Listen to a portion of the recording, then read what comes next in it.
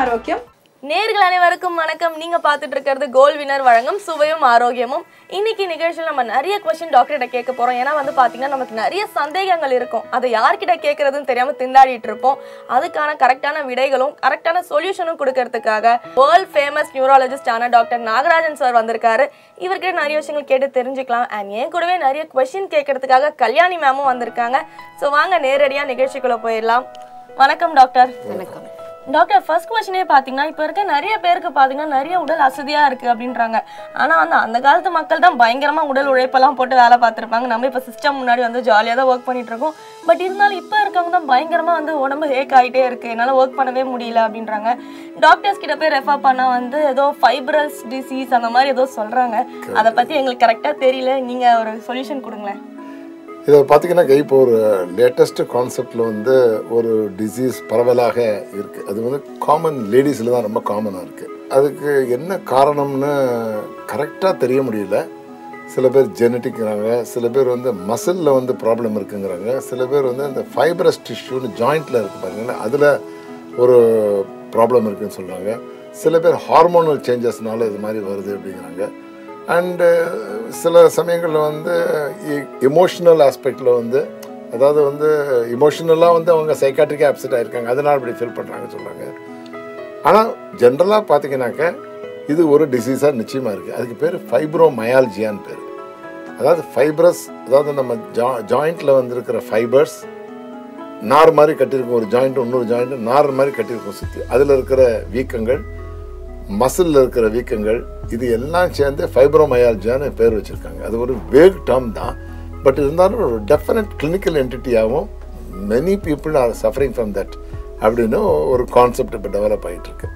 இந்த ஃபைப்ரோமயால்ஜியில் என்னென்னு கேட்டிங்கன்னாக்கா, இப்போ நார்மலாக நம்ம காலம்பரம் நீங்கள் ஜாக்கெட் போடுறீங்க, ஷர்ட் போடுறீங்க, எல்லாம் போட்டுக்கிறீங்க, இன்னொரு போட்டுக்கிறீங்க, அப்புறம் மறந்துடுறீங்க. அதை கொஞ்ச நேரத்துக்கு அந்த ஃபீலிங் நம்ம ஏதோ சட்டை போட்டிருக்கோன்னு தோணும். அதுக்கப்புறம் உங்களோட ஒர்க்கில் உங்களை அறியாமலே அதை மறந்துடுறீங்க. அல்ல அதர்வைஸ் அதில் ஏதாவது டிஸ்டர்பன்ஸ் வந்தால் மாத்திரம் தான் கவனிக்கிறீங்க. இப்போது ஒரு சட்டையில் ஒரு இடத்துல ஈரம் பட்டுச்சு, என்னடா ஈரம்னு அப்போ தான் பார்க்குறீங்க. அது வரைக்கும் அந்த சட்டையை பார்க்கவே மாட்டீங்க, கவனிக்க மாட்டீங்க. இதுக்கு பேர் அடாப்டேஷன் பேர். அந்த அடாப்டேஷன் சிக்னல் எப்படின்னு கேட்டிங்கனாக்கா, ஒரு மனிதனுக்கு ஒரு ட்ரெஸ் போட்டதோ ஒரு ஷூ போட்டுட்ருக்கிறதோ அது அல்லஸ் அதர்வைஸ் ஏதாவது டிஸ்டர்பன்ஸ் இல்லாத வரைக்கும் அவங்க போட்டதையே பழகி போய்டுறது அவங்களுக்கு. ஸோ இந்த சுச்சுவேஷனில் பார்த்தீங்கன்னாக்கா, ஒரு சாதாரணமாக மசில்லேருந்து வர பெயின், ஒரு சாதாரணமாக ஒரு ஜாயிண்ட் லிகமெண்ட்லேருந்து வர பெயின், ஃபைப்ரஸ் ஏரியாலேருந்து வர பெயின் ஒரு சென்சேஷன் இருக்கத்தானே இருக்குது. அது அடாப்டேஷன் ஆகி கொஞ்சம் நேரத்தில் நம்ம மூளையில் ரெக்கக்னிஷன் ஆகி இந்த மூளை அதை பார்க்குமா, இது நம்ம ஜாயிண்ட்லேருந்து வர பெயின் தானே, இது மசில்லேருந்து வர பெயின் தானே, ஓகே வில் டாலரேட் இட் அப்படின்னு சொல்லிட்டு அதை பழகிக்கிறோம், அடாப்டேஷன் பண்ணிக்கிறோம். பட் சில பேருக்கு என்னன்னு கேட்டிங்கனாக்கா, அந்த மூளை இந்த சோகால்டு நார்மல் பெயின், இப்போ உங்களை ஒரு பின்னை வச்சு குத்துறேன், அந்த பின்னை வச்சு குத்துறோன்னே சில பேர் பார்த்துட்டே இருப்பாங்க, அந்த பின்னை வலிக்குது சார், லேசாக தான் சார் வலிக்குது அப்படிம்பாங்க. அந்த பெயின் பர்செப்ஷன் சொல்கிற மாதிரி அது வலிக்குதுப்பாங்க. சில பேர் லேசாக குத்துட்டு ஆன்னு கத்துறவங்க இருக்காங்க இல்லையா. ஸோ ஒவ்வொருத்தரோட பெயின் பர்செப்ஷன் டிஃப்ரெண்ட்டாக இருக்கும். ஸோ இந்த பிரெயினில் இந்த ஜாயிண்ட்லேருந்தோ மசில்லேருந்தோ வர பெயின் சென்சேஷனை ஆம்ப்ளிஃபை பண்ணினா பெரிதாக்கப்பட்டு அந்த மூளை உணர ஆரம்பிக்குது. ஸோ இது சென்ட்ரல் ப்ராப்ளம். இது மூளையினோட ஒரு தரக்குறைவான அசஸ்மெண்ட்டு.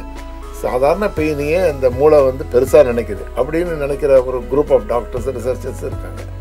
ஸோ ரியலாகவே மசிலில் பெயின் இருக்கா, ஜாயிண்டில் பெயின் இருக்கா உங்களுக்கு? ஏன்னா பெயின்கிறது உங்களை பொறுத்த ஒரு விஷயம், ஒரு மனிதனை பற்றின விஷயம். நான் பெயினுக்கு அளவுகோல் ஒன்றும் கிடையாது. எனக்கு ஒரு மீட்டரில் வச்சா இவ்வளோ பெயின் காட்ட முடியாது என்னால். உங்களுக்கு அளவுகோல் உங்கள் ஃபீலிங்கை வச்சு தான் அந்த பெயினை நான் அசஸ் பண்ண முடியும். ஸோ அந்த மாதிரி இருக்கிறப்போ மூளையினோட அளவுகோல் ஃபார் எ ஸ்மால் பெயின், சாதாரண பெயினையே மூளையினோட அளவுகோலில் பெருசாக வந்துச்சுன்னு வச்சுங்க, அப்போ அதை ஒரு ஃபைப்ரோமயாலஜிக் பெயின், அது மூளையினோட செட்டப் தான் ப்ராப்ளமாக இருக்குது அப்படின்னு ஒரு முடிவுக்கு வந்திருக்காங்க சில பேர். இப்போ ஸோ சென்ட்ரல் பெயின் பர்செப்ஷன் ஜாஸ்தியாக இருக்குது, இவங்களுக்கு சென்சிட்டிவிட்டி ஜாஸ்தியாக இருக்குது, உணர்ச்சிகளோட அளவு ஜாஸ்தியாக இருக்குது.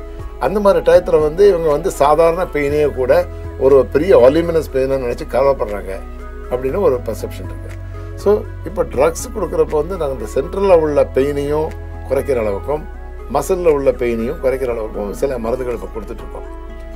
இப்போது டெஸ்ட் பண்ணி பார்த்தா மசிலில் ப்ராப்ளமே இருக்கிறது இல்லை. ஜாயிண்டில் டெஸ்ட் பண்ணி பார்த்தா ஜாயிண்டில் ப்ராப்ளம் இருக்குது. ஆனால் அவங்க பர்செப்ஷன் ஆஃப் பெயின் வந்து எனார்மஸாக இருக்கும். இப்போ நான் ஏன் இது இவ்வளோ எம்பசைஸ் பண்ண சொல்கிறேன்னு கேட்டாக்க, டாக்டர் தவிட்டே இருப்பாங்க. இந்த டாக்டருக்கு போனோம், இன்னொரு டாக்டர் போவாங்க. இந்த மாதிரி சமயங்களில் வலி மாத்திரைகளை சாப்பிடக்கூடாது. கண்டிப்பாக வலி மாத்திரையை அவாய்ட் பண்ணணும். வலி மாத்திரை எப்போவுமே அவாய்ட் பண்ணணும். அந்த வலியை குறைக்கிறதுக்கான மாத்திரையை சாப்பிட்டா அது ஒரு அடிக்ஷன் டெவலப் ஆகும். ரெண்டாவது ரீனல் கிட்னியும் ப்ராப்ளம் வரும். சில சமயங்களில் சில போதையான சில மருந்துகள் இருக்குது. அந்த மருந்தினோட கெமிக்கல் நேம் வந்து ட்ரெமடால்னு பேர். அந்த ட்ரெமடாலையும் சாப்பிட்டோம்னாக்க அதே பழக்கமாயிடும். அப்புறம் இந்த ட்ரெமடால் இல்லாமல் இருக்க முடியாத ஒரு சூழ்நிலை வரும். ஸோ எந்த மாதிரி சூழ்நிலையில் அப்படி வந்து அந்த வியாதியை நம்ம அணுகணும்னு கேட்டிங்கனாக்க, ஸ்லோவாக கொஞ்சம் கொஞ்சமாக எந்த இடத்துலேருந்து பெயின் வருதோ அந்த இடத்துலேருந்து பெயினை சமனப்படுத்த முயற்சி பண்ணணும். ஃபார் எக்ஸாம்பிள், ஒரு ஹாட் வாட்டர் ஷவர் எடுத்தால் கொஞ்சம் குறைஞ்சிரும். ஆர் இல்லைனாக்கா ஒரு cold pack or warm pack, ஏதாவது ஜாயிண்ட்டில் எந்த இடத்துல வலி இருக்கோ அந்த இடத்துல வலி வச்சா நம்ம பிரெயினை ஏமாத்துறதுன்னு வச்சுக்கோங்களேன்.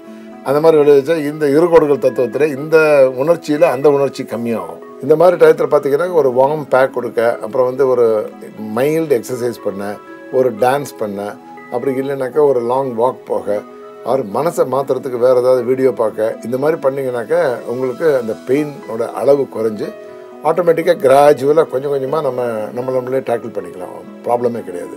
ஸோ ஓவராலாக பார்த்தீங்கன்னா இந்த ஃபைப்ரோமையால்ஜியாங்கிற ஒரு அசுர வியாதியை வந்து நம்ம சாதாரணமாக விடாமல், ஏன்னா அது வந்து ஒரு மனுஷனுக்கு வந்து டிப்ரெஷனை உண்டாக்கிறோம். நமக்கு வந்து வியாதி இருக்குன்னு சொல்லி எல்லாத்துலேயும் ஒரு அலுப்பு தட்டி லேர்னிங் போயிடும், காலேஜுக்கு போக மாட்டாங்க, வீட்டு வேலை செய்ய மாட்டாங்க, எப்போ பார்த்தாலும் படுக்கையிலே முடிச்சு விட்டு யாரையாவது பிடிச்சி விடுன்னு சொல்லிட்டு இருப்பாங்க.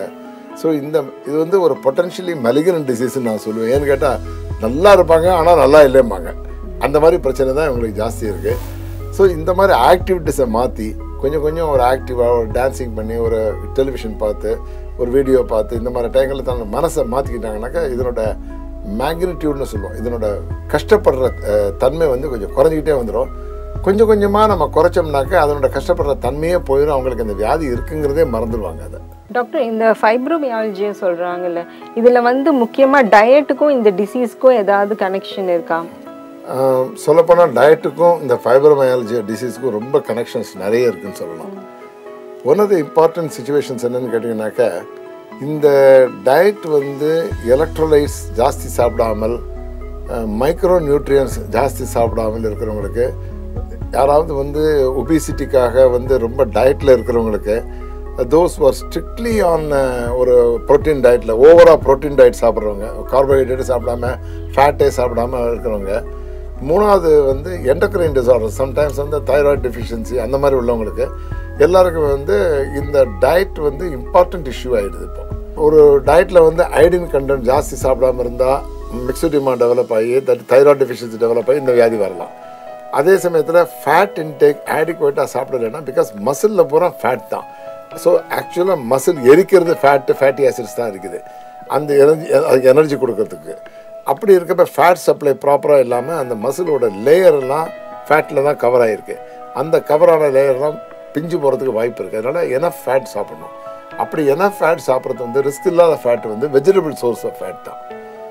மூணாவது, இப்போது ஆக்சுவலாக இந்த D3 டிஃபிஷியன்சியில் கொஞ்ச நாள் முன்னாடி தான் இந்த ஆஸ்டியோபோரோசிஸ்னு ஒரு லாஸ்ட் எபிசோடில் சொன்னேன். அந்த ஆஸ்டியோபோரோசிஸ் வந்து போன் வந்து அப்படியே மெலிஞ்சு போகிறது, அதனோட திண்மை போகிறது, அதனோட கால்சியம் ஸ்ட்ராங்காக போகாமல் மத்தளம் இருக்கிற மாதிரி உள்ள வியாதிக்கு அந்த D3 டிஃபிஷியன்சினோட ஆரம்ப கட்டத்தில் இந்த மாதிரி பெயின் வரலாம். ஸோ அவங்க வந்து டயட்டில் வந்து D3 என்ஃபோர்ஸ்மெண்ட் ரிச் ஆயில் சாப்பிட்டாக்க இந்த மயால்ஜியா பெயின்லேருந்து அவங்க தப்பிக்கலாம். So muscle pain, body pain எல்லாத்துக்குமே இந்த D3 கண்டென்ட் உள்ள வெஜிடபிள் ஆயிலை கொஞ்சம் ஓரளவு கன்சியூம் பண்ணணும். நீங்கள் ஆயில் எப்படி கன்சியூம் பண்ண போகிறீங்க, choose this oil, any type of oil with D3 content எது இருக்கோ அதில் யூஸ் பண்ணிங்கன்னா நல்லது. அது ஸோ டாக்டர், இந்த டிசீஸ் இருக்கிறவங்க பார்த்தீங்கன்னா கண்டிப்பாக ரொம்ப லேசியாக இருப்பாங்க, டயர்டாக இருப்பாங்க அப்படின்ற மாதிரி சொல்லியிருந்தீங்க. ஸோ அந்த மாதிரி இருக்கிறவங்க பார்த்தீங்கன்னா பயங்கர டிப்ரெஷன்லையும் கண்டிப்பாக இருப்பாங்க, அடிக்கடி கோவப்படுவாங்க. ஏன்னா வந்து நம்மளால செய்ய முடியலையே, நம்ம டயர்டாக இருக்கோமே அப்படின்ற ஒரு ஆங்ஸைட்டி நிறைய இருக்கும். ஸோ அந்த மாதிரி இருக்கிறவங்க வந்து கவுன்சிலிங்கால் சரி பண்ண முடியுங்களா? இல்லைங்க, முதல்ல டிப்ரெஷன் ஒருத்தர் வந்துட்டாலே என்னோட ஆஸ்பெக்ட் வந்து அவங்க வேறு ஏதாவது அவங்களுக்கு வியாதி இருக்கா, அந்த வேறு வியாதினால அவங்களுக்கு டிப்ரெஷன் வந்திருக்கா, what you call secondary depression சொல்லுவோம். அப்போ வந்து ஒரு கொஸ்டினர் போட்டோம்னாக்க, ஆமாம் சார் கொஞ்சம், ஏன்னா உடம்பு வலி இல்லாத லேடிஸ் கிடையவே கிடையாது. ஸ்பெசிஃபிக் பெயின் எங்கெங்கெல்லாம் வருது, ட்ரிகர் பாயிண்ட்ஸ்னு சொல்லுவோம். அந்த ட்ரிகர் பாயிண்ட்ஸ் நம்பிக்கணும்னா ஓவரா வலின்னு அவங்க சொல்லுவாங்க. சரி, ஃபார் எக்ஸாம்பிள் ஒரு இந்த செஸ்ட்டில் ஒரு இடம், அப்புறம் வந்து விலா எலும்பில் ஒரு இடம், அப்புறம் மிட் ஸ்டர்னம், அதுக்கப்புறம் வந்து ஸ்கேல்பில் ஒரு இடம், சில இடங்கள் வந்து முதுகில் 2-3 இடங்கள். இந்த மாதிரி இடங்களில் வந்து அவங்க ட்ரிகர் பாயிண்ட்ஸ் அது பார்த்தீங்கன்னா ரொம்ப வலி, ஐயோப்பான் ரொம்ப வலின்னு கத்தினாங்கன்னா இந்த ப்ராப்ளம் வந்து பாலிமயால்ஜியானால வந்திருக்கு. அந்த பாலிமயால்ஜியா வந்ததுனால அவங்களுக்கு செகண்டரி டிப்ரெஷன் வந்திருக்குன்னு நம்ம முடிவு பண்ணிக்கலாம். ஸோ முதல்ல டிப்ரெஷன் வந்தாலே அந்த மாதிரி பாடி பெயின் இருக்கா அது இருக்கா அப்படின்னு நாங்கள் செக் பண்ணாமல் எடுத்த உடனே ஆன்டிசைக்காட்ரிக் ட்ரக்ஸை கொடுக்கக்கூடாது. ஸோ டாக்டர் நிறைய விஷயங்கள் பேசியாச்சு. இப்போ வழக்கம் போல் என்னோட ஃபேவரட்டான செக்மெண்ட் வந்துட்டேன், டிப் பற்றி பேச போகிறேன். என்ன கேட்க போகிறேன் அப்படின்னு பார்த்தீங்கன்னா அது குரட்டை. நிறைய பேருக்கு பார்த்தீங்கன்னா குரட்டை பிரச்சனை நம்ம வந்து நிறைய நியூஸ் பேப்பரில் கூட படிச்சிருப்போம். குரட்டையால் டிவோர்ஸ் பண்ணிட்டாங்கப்பா ஃபாரினில் அப்படின்ற மாதிரி விஷயங்கள் கேள்விப்பட்டிருப்போம். அந்த குரட்டை எதனால வருது, அது எப்படி கண்ட்ரோல் பண்ணுறது, கியூர் பண்ண முடியுமா? இதுதான் டாக்டர் டவுட்.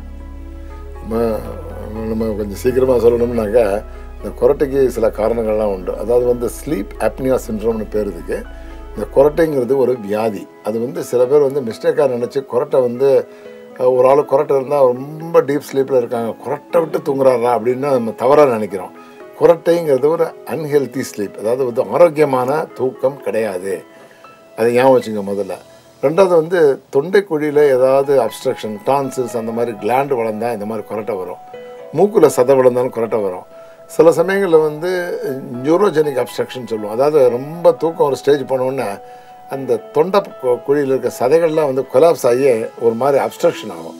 அந்த மாதிரி டயத்துலையும் இந்த குரட்டை வரும். ஆனால் குரட்டை வர்றவங்க வந்து ஹெல்த் வந்து கொஞ்சம் கொஞ்சமாக குறைஞ்சி ஹார்ட் டிசீஸு, ஹார்ட் அட்டாக் இதெல்லாம் ரொம்ப வரும்.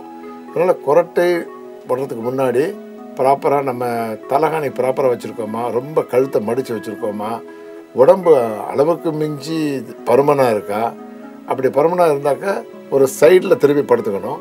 குடும்பம் மட்டும் நிமிர்ந்து மல்லாந்து படுத்தா இந்த மாதிரி குரட்டை வரும். சின்ன சின்ன டிப்ஸு. அது குரட்டையை பற்றி ஒரு பெரிய செக்மெண்ட் பேசுகிறப்ப நம்ம டீட்டெயிலாக பேசுவாங்க. Okay doctor. ஸோ குரட்டையில் வந்து எவ்வளோ விஷயங்கள் இருக்குன்றது நீங்கள் சொல்லி தான் எங்களுக்கு தெரியும். நாங்களாம் வந்து டயர்டாக தூங்குறாங்க அதனால தான் குரட்டை வருது அப்படின்னு நினச்சிட்டு இருந்தோம். பட் தெளிவாக அதை பற்றின விளக்கம் கொடுத்தீங்க அண்ட் நிறைய விஷயங்கள் எங்ககிட்ட ஷேர் பண்ணிக்கிட்டீங்க இன்னைக்கு. Thank you so much for coming doctor. Thank you doctor. So viewers, இன்னைக்கு எபிசோடில் பார்த்தீங்கன்னா நிறைய விஷயங்கள் நம்ம பேசியிருப்போம். நிறைய விஷயங்கள் கேட்டு நீங்களும் பயனடைஞ்சிருப்பீங்கன்னு நம்புறேன். இதே மாதிரி இன்னொரு சூப்பரான எபிசோடில் மீட் பண்ணுறோம். நன்றி, வணக்கம். நன்றி.